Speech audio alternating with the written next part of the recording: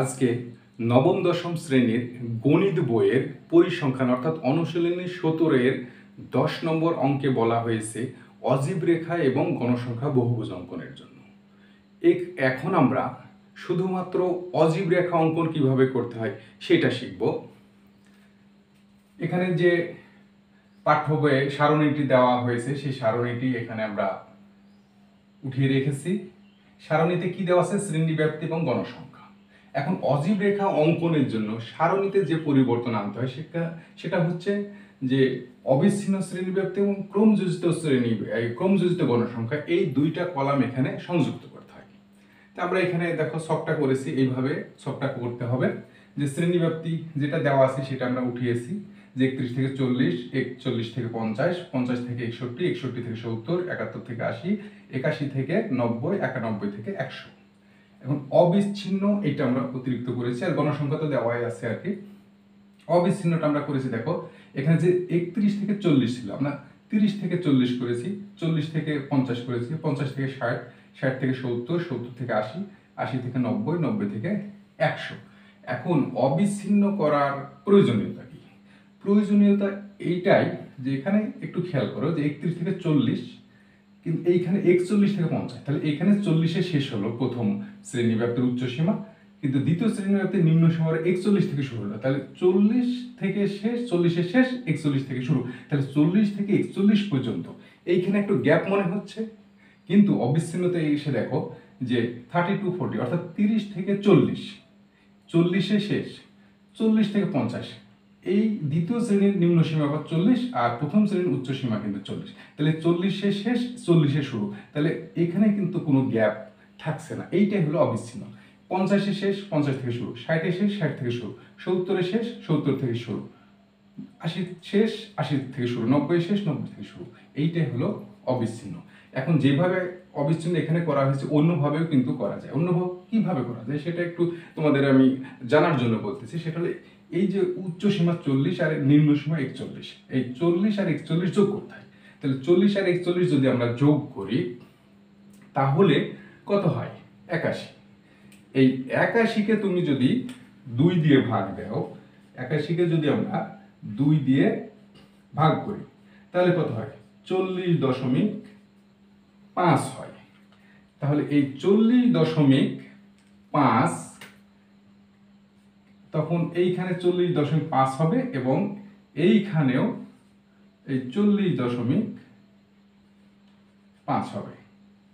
এইভাবেও কিন্তু আমরা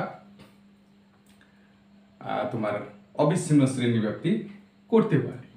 তা আমরা এখানে যেহেতু দশমিকটিকে এড়িয়ে যাওয়ার জন্য এখানে আমরা সরাসরি 30 করে দিয়েছি। ওকে, আশা করি বুঝতে পেরেছো।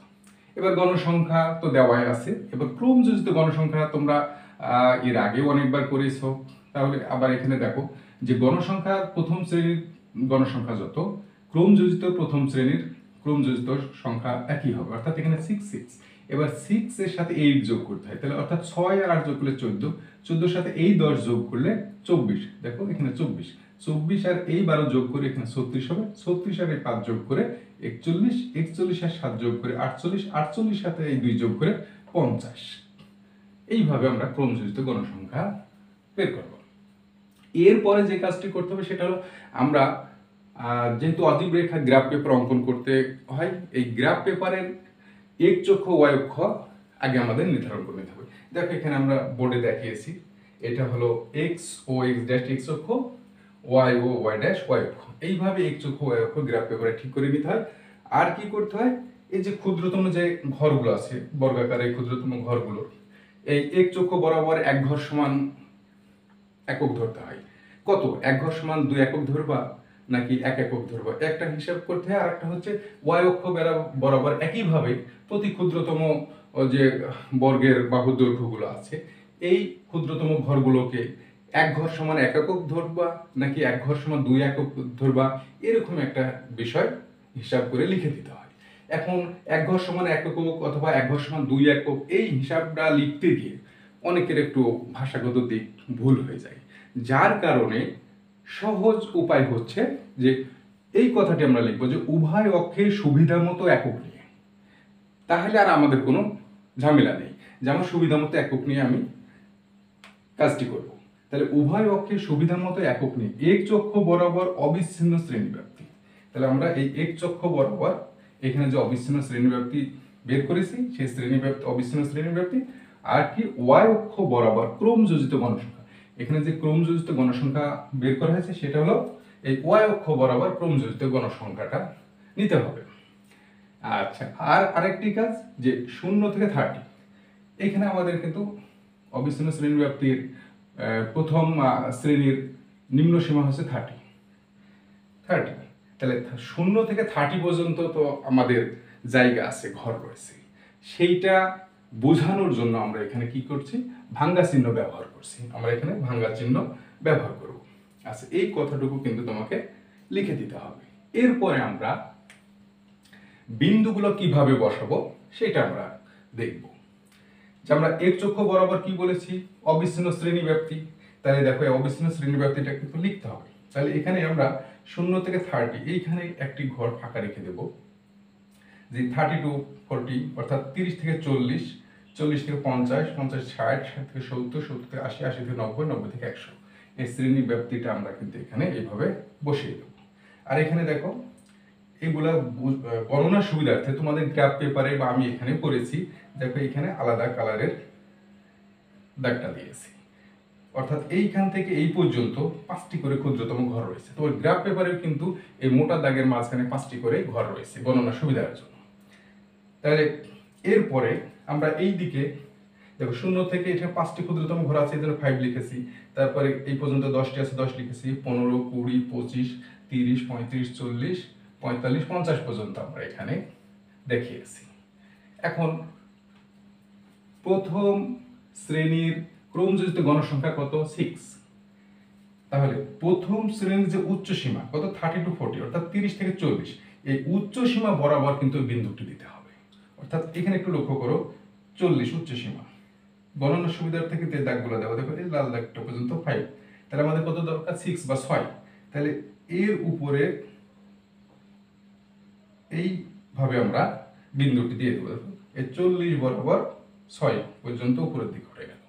এরপরে 14, তাহলে পরের শ্রেণী ব্যাপ্তির ক্রমযোজিত গণসংখ্যা হচ্ছে 14। তাহলে এই যে 50, এই 50 উচ্চ সীমা দ্বিতীয় শ্রেণীর এই বরাবর কিন্তু আমাদের 14 পর্যন্ত যেতে হবে, গিয়ে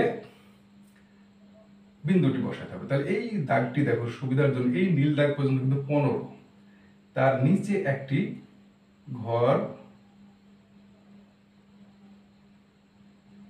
এক ঘর নিচে এসে আমরা এই বিন্দুটি বসাইলাম।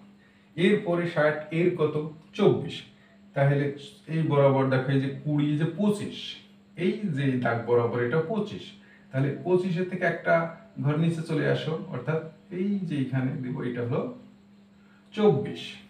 এরপরে 70, অর্থাৎ 60 থেকে 70, এর কত 36, এই যে এই দাগ বরাবর চলে যাও, গিয়ে দেখো এখানে এলো 30, এ হলো 35।